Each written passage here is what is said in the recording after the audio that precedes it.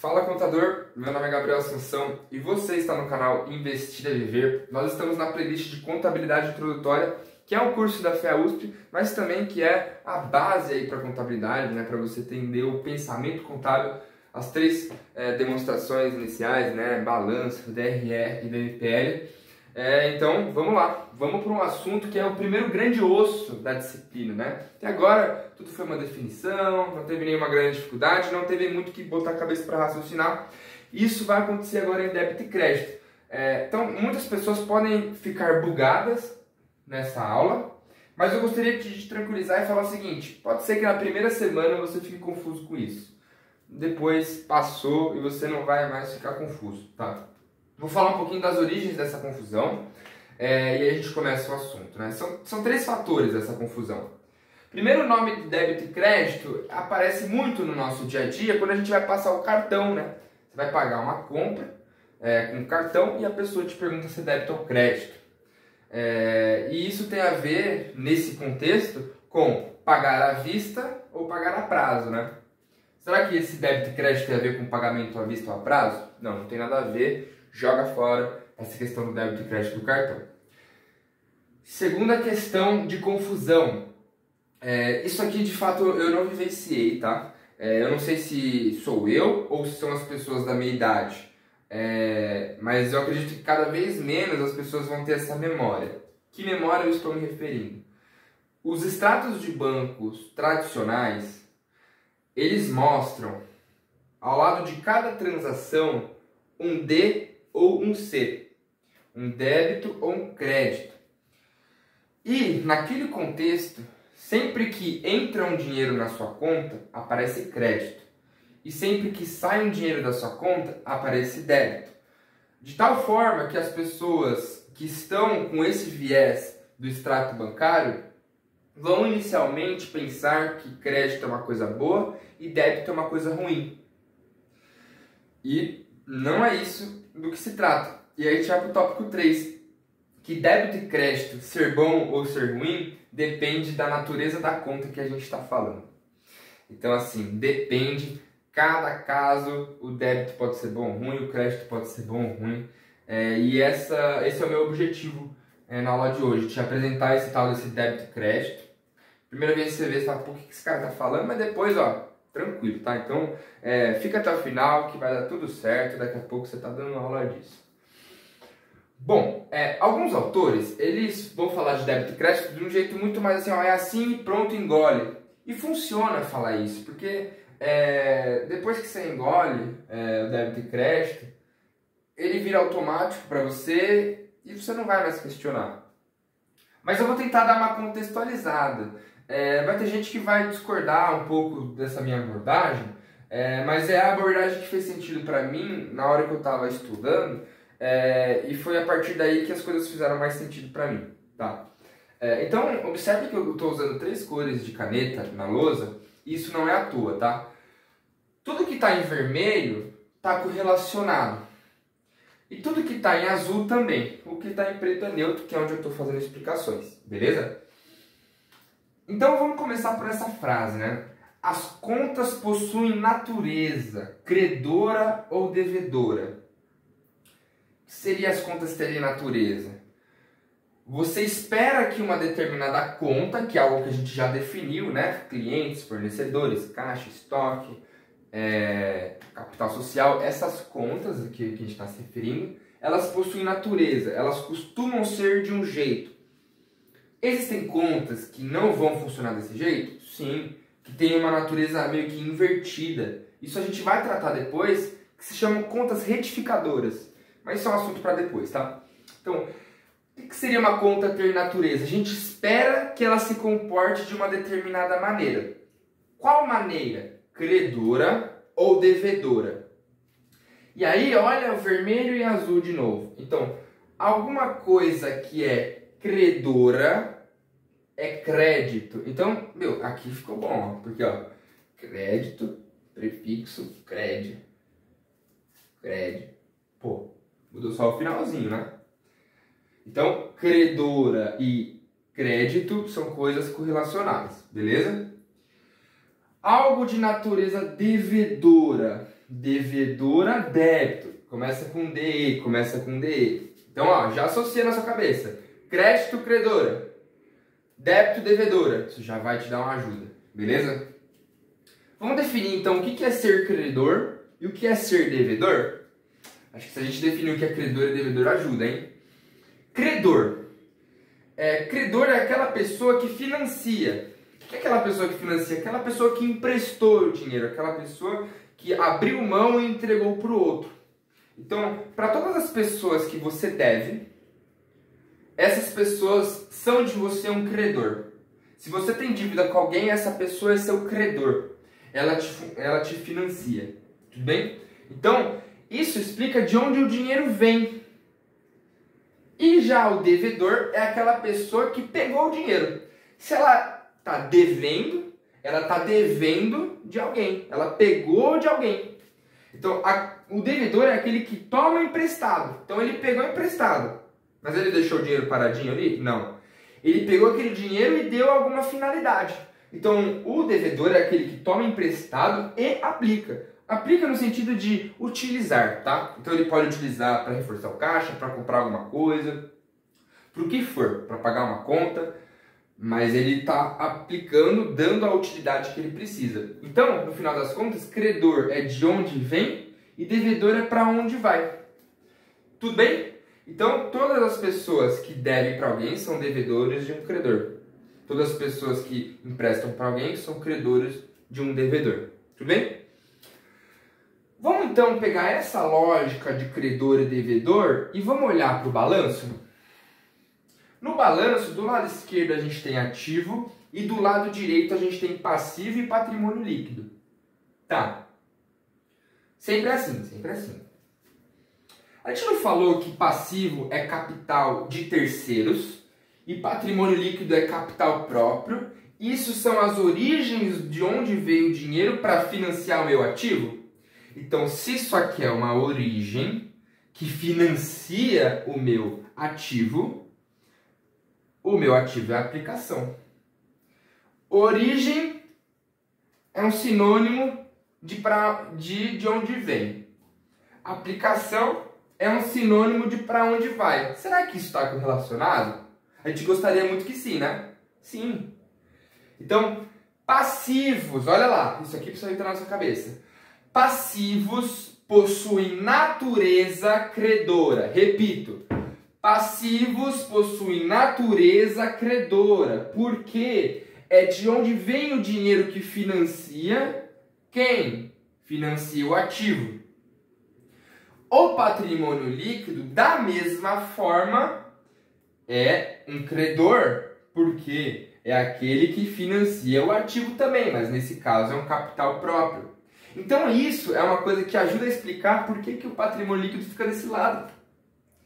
Né? Se a gente está todo mundo financiando ativo, todo mundo que é credor fica do lado direito. Então, credor, crédito, credor, passivo, patrimônio líquido. Tudo em vermelho, tudo desse lado. Então, ó, crédito está do lado direito, a gente já vai falar sobre isso. Por outro lado, o ativo é o dinheiro que está sendo aplicado em algum momento, mas que ele pertence a alguém.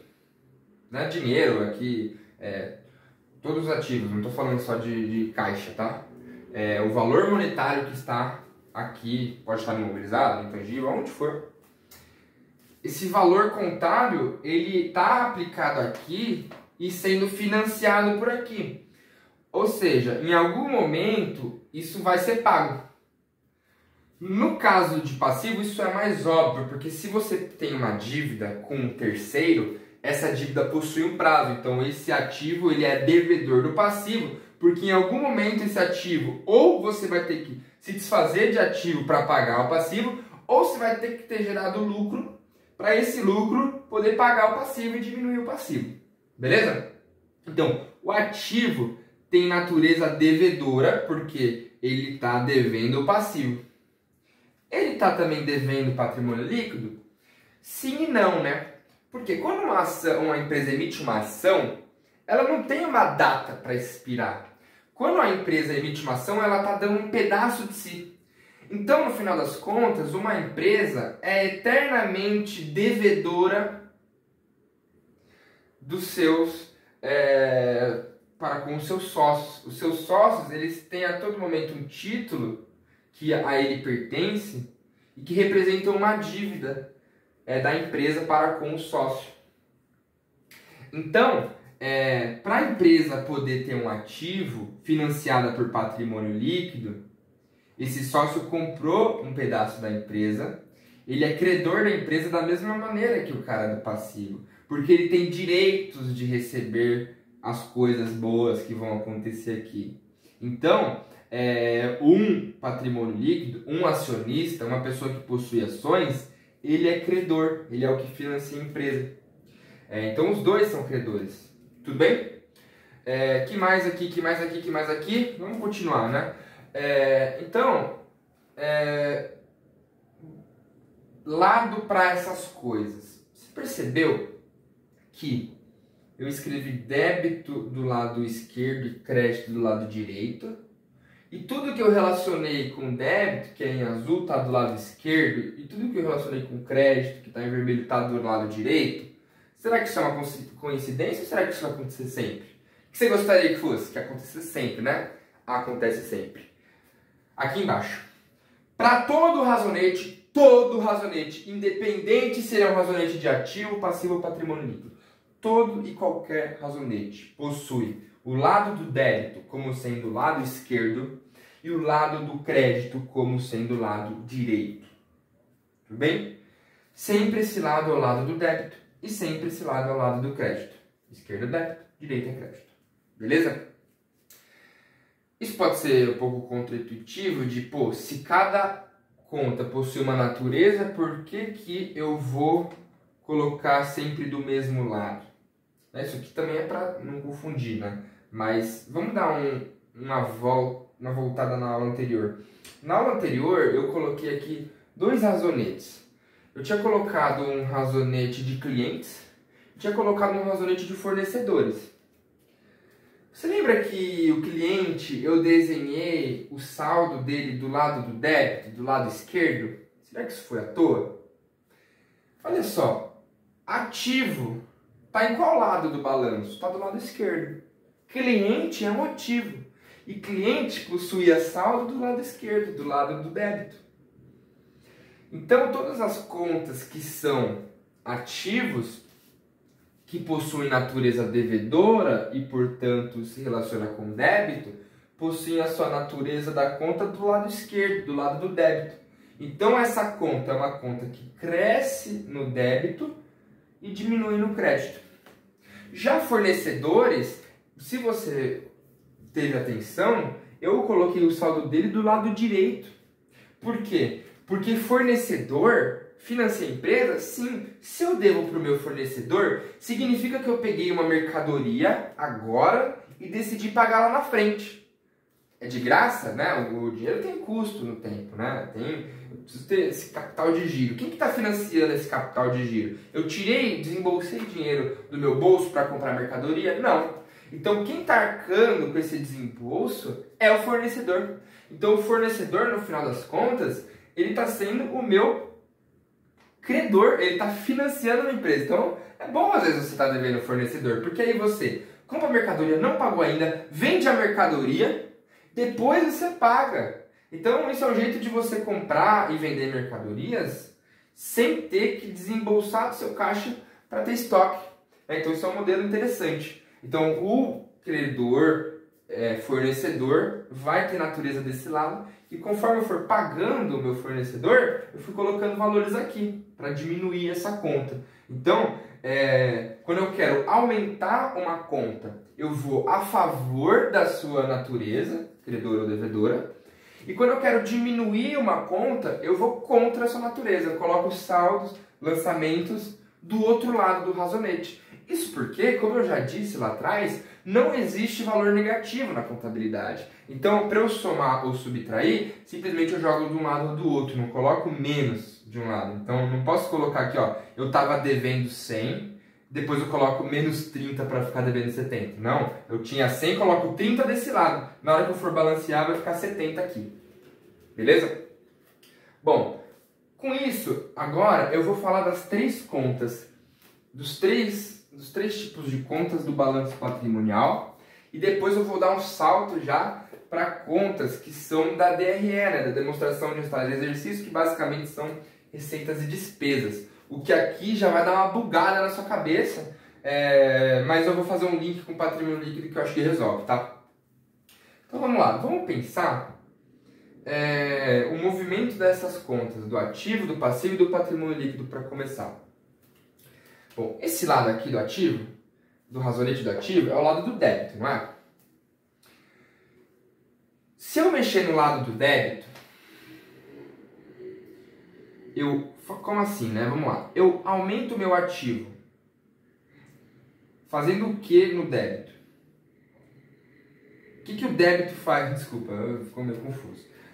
O débito, se eu faço um débito, ou seja, se eu coloco um valor no meu ativo, no lado do débito, eu aumentei ou diminuí o meu ativo? Ou seja, é diretamente ou inversamente proporcional, no final das contas, que eu estou perguntando. Quanto mais débitos, mais ativo ou menos ativos? Quanto mais débitos, mais ativos.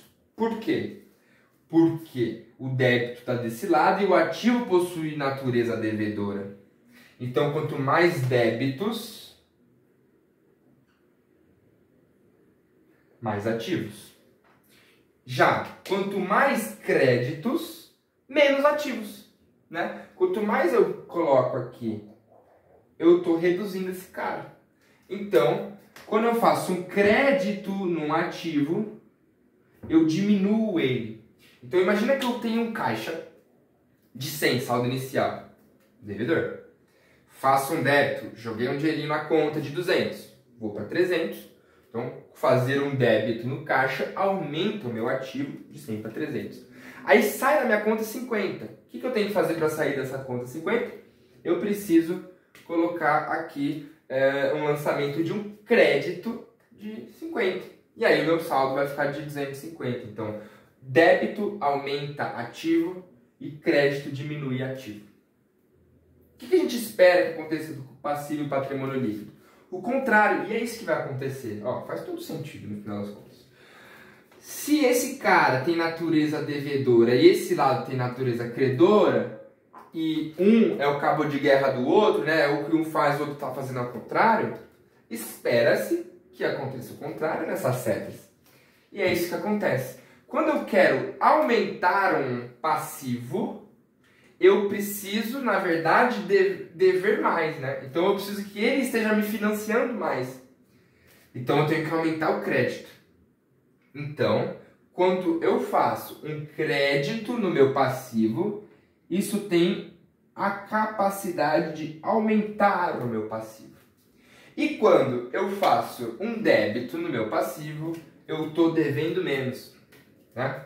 E o meu débito, ele tem a capacidade de diminuir o meu passivo. Beleza? Da mesma forma, o patrimônio líquido, porque os dois funcionam da mesma maneira.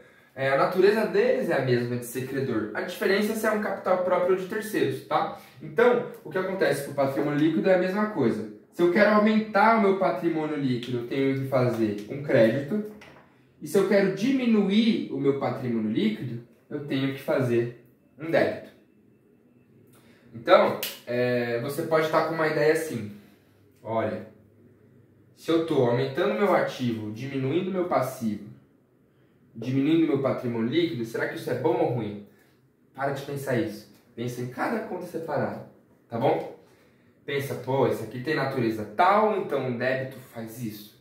Esse aqui tem natureza tal, então o crédito faz isso. Tudo bem? Porque, olha só o que vai acontecer agora. Vamos falar sobre despesas e receitas. Vou bugar um pouco a sua cabeça e depois eu dar uma tranquilizada, né? Vou bater e depois vou assoprar. Olha, ativo, quando faz um débito é bom, né? Fez um débito no meu ativo, tenho mais ativo, estou ficando rico. E se eu fizer um débito na despesa? Se eu aumentar a minha despesa, eu gastei mais. Pô, eu gastei mais, então não estou ficando mais rico. Despesa possui saldo azul, saldo devedor. Por que as despesas possuem saldo devedor? Vamos pensar o seguinte. O que é o lucro no final das contas de uma empresa? Eu vou escrever aqui que eu tinha esquecido, tá? O lucro, ele não é igual a receita menos despesa?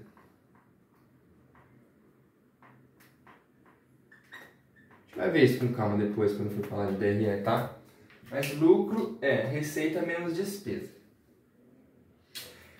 Lá na aula que eu estava falando de patrimônio líquido, lucro acumulado, no final de um período, quando a empresa tem o lucro, esse lucro ele vai para o patrimônio líquido, não é? Então é o seguinte, um lucro aumenta o patrimônio líquido. Se um lucro aumenta o patrimônio líquido, então no final das contas, um resultado positivo, quando você fizer a apuração do resultado de exercício, o tal do ARE, um resultado positivo tem saldo que aumenta o patrimônio líquido, portanto, um resultado positivo possui saldo credor. Beleza? Se eu estou num cabo de guerra para ter o lucro entre receita e despesa, e a receita ganhou, portanto eu tive um lucro, e o lucro eu sei que tem que ter saldo credor, e quem ganhou o cabo de guerra foi a receita, então significa que a receita é um cara que possui saldo credor. Então, receita entra aqui, desse lado. Já despesa é uma coisa que está atrapalhando a receita. Então, ela está desse lado aqui.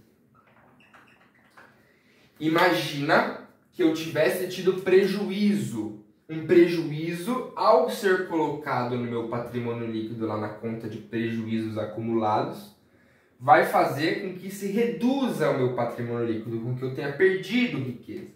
Se eu perdi riqueza, eu tenho que diminuir o meu patrimônio líquido. E se eu sei que eu tenho que diminuir o meu patrimônio líquido, significa que eu tive débito. Por quê? Aqui, ó, aumentou o patrimônio líquido porque eu tive crédito. Se tivesse tido débito, iria diminuir o meu patrimônio líquido. Então, como eu dei um prejuízo, eu tenho que diminuir o patrimônio líquido, significa que o débito ganhou. Se o débito ganhou e eu tive prejuízo, é porque a despesa ganhou. Se é um cabo de guerra entre um débito e um crédito e a despesa ganhou e o resultado tem que ter saldo devedor, significa que a despesa é algo de natureza devedora. Ou seja, não dá para dizer que débito é coisa boa.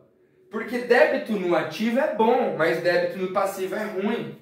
Então, pode matar a ideia de que débito ou crédito é bom ou ruim. Depende da conta a qual você está se referindo. Fechou? Então, analise ativo, analise passivo, patrimônio líquido, receita e despesa. Tá? Já vou te dar mais uma dica.